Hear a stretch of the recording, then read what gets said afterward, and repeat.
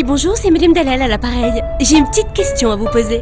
Le jour où j'ai un petit accrochage avec ma voiture, je serai remboursée combien avec mon assurance auto? Oui, j'attends. N'attendez pas qu'il soit trop tard pour découvrir la base de votre indemnisation. AXA invente les barèmes sans surprise, grâce auxquels vous connaissez à l'avance et dès le départ la base de calcul sur laquelle vous serez indemnisé. AXA. Réinventons l'assurance et l'épargne. Bonjour et bienvenue dans le journal de l'économie de ce jeudi 28 mars sur Chauffe TV.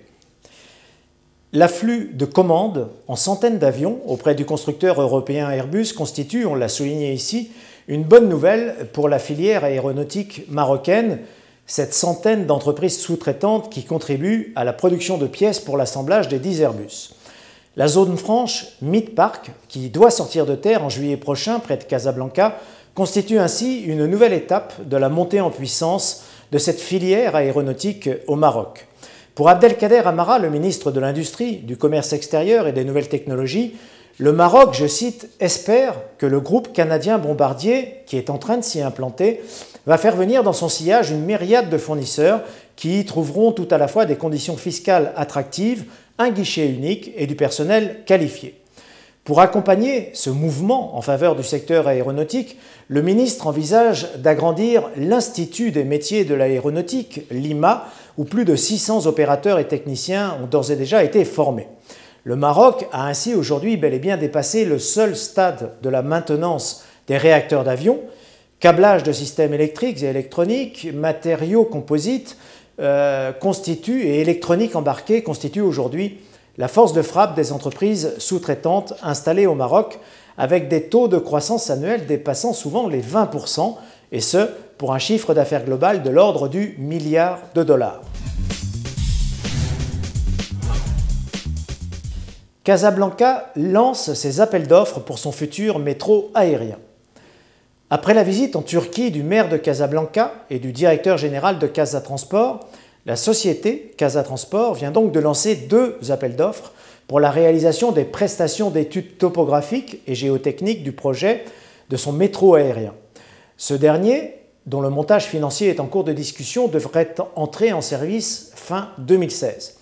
D'une longueur de quelques 15 km, la seconde ligne de transport par tramway de la métropole kazaoui devrait coûter entre 8 et 9 milliards de dirhams et desservir les boulevards Zerktouni, les boulevards Mohamed VI et Driss El Arti dans le quartier Sbata, établissant ainsi la jonction avec la première ligne du tramway au niveau de Sidi Moumen.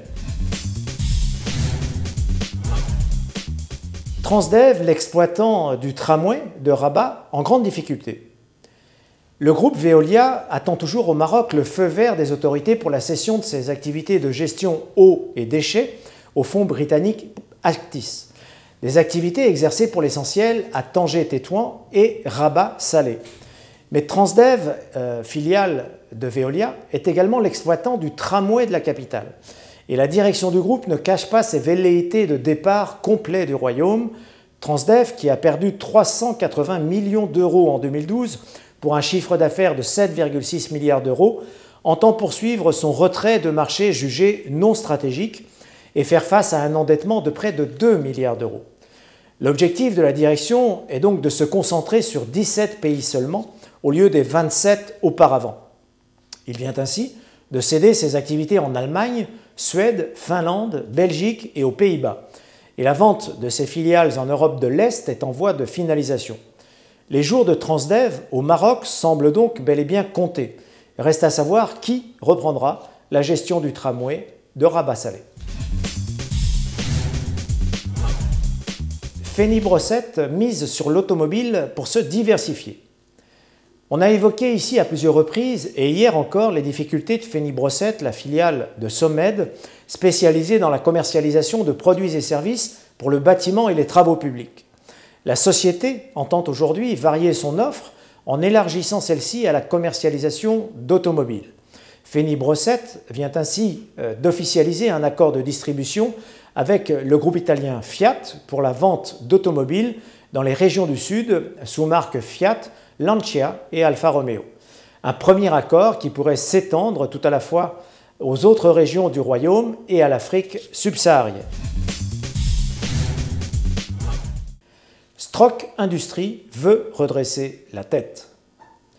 Avec un chiffre d'affaires en recul de 61% à 205 millions de dirhams et une perte colossale de 139 millions de dirhams, soit l'équivalent de 67% de son chiffre d'affaires, la société Strock Industries a naturellement déçu tous ceux qui avaient cru en lui, qui lui avaient fait confiance lors de son introduction en bourse en 2010.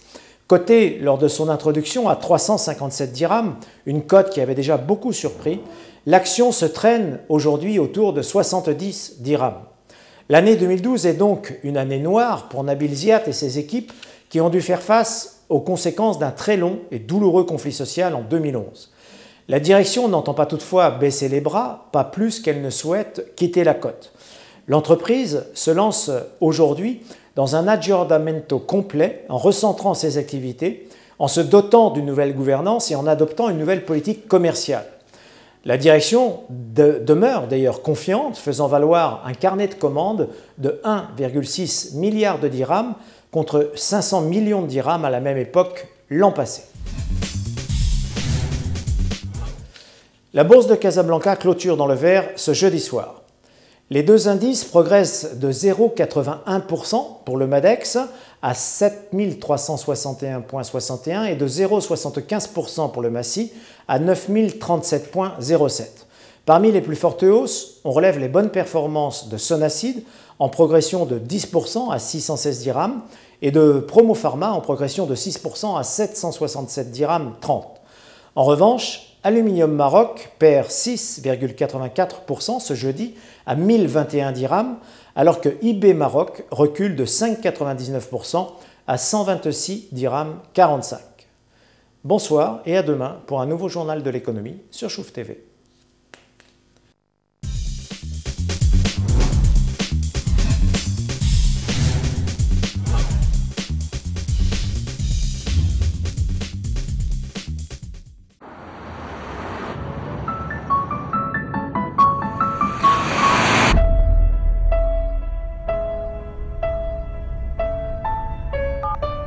Oui, bonjour, c'est Madame Dalal à l'appareil. J'ai une petite question à vous poser. Le jour où j'ai un petit accrochage avec ma voiture, je serai remboursée combien avec mon assurance auto? Oui, j'attends. N'attendez pas qu'il soit trop tard pour découvrir la base de votre indemnisation. AXA invente les barèmes sans surprise, grâce auxquels vous connaissez à l'avance et dès le départ la base de calcul sur laquelle vous serez indemnisé. AXA. Réinventons l'assurance et l'épargne.